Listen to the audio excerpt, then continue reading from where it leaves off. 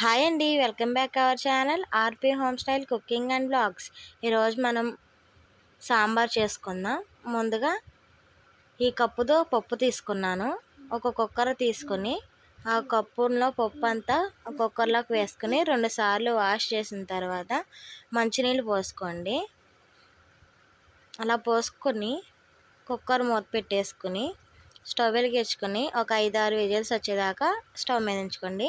ఆ పప్పు ఉడికేలోపు మనం ఈ కూరగాయలను కట్ చేసుకుందాం. టమాటా, ఉల్లిపాయ, బెండకాయ, పచ్చిమిరపకాయ, క్యారెట్, కొత్తిమీర, కరివేపాకు ఇవి కోసుకుని చూసారు కదా. ఉల్లిపాయలాగే ఉంది, సైడ్స్ మట్టుకే కట్ చేశాను. టమాటాను కూడా అలా కట్ చేసుకోవాలి. బెండకాయలు కట్ చేసుకుని, క్యారెట్ ఈ విధంగా కట్ చేసుకోండి.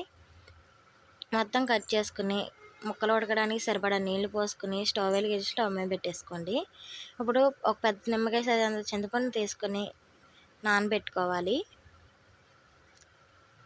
ఇప్పుడు పప్పు అయితే ఉడికిపోయిందండి. ప్రెషర్ మొత్తం పోయిన తర్వాత పప్పు మూత తీసుకోండి. పప్పునైతే మెత్తగా రుబ్బేసుకుని చూసారు కదా, ఆ విధంగా రుబ్బిన తర్వాత ముక్కలు కూడా ఉడికిపోయినాయి. ఆ ముక్కలు అందుట్లోకి వేసేసుకోవాలి. అలా వేసుకున్న తర్వాత రుచికి తగ్గట్టుగా ఉప్పు, కారం, పసుపు మొత్తం ఒకసారి కలుపుకోవాలి. అలా కలుపుకున్న తర్వాత చింతపండు రసం కూడా పోసేసుకోండి.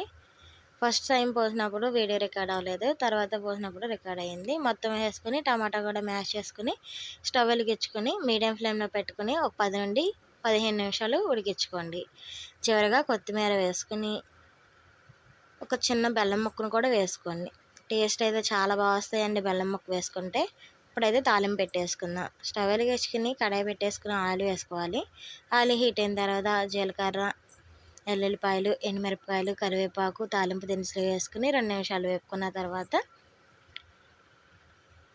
సాంబార్లోకి వేసుకోండి.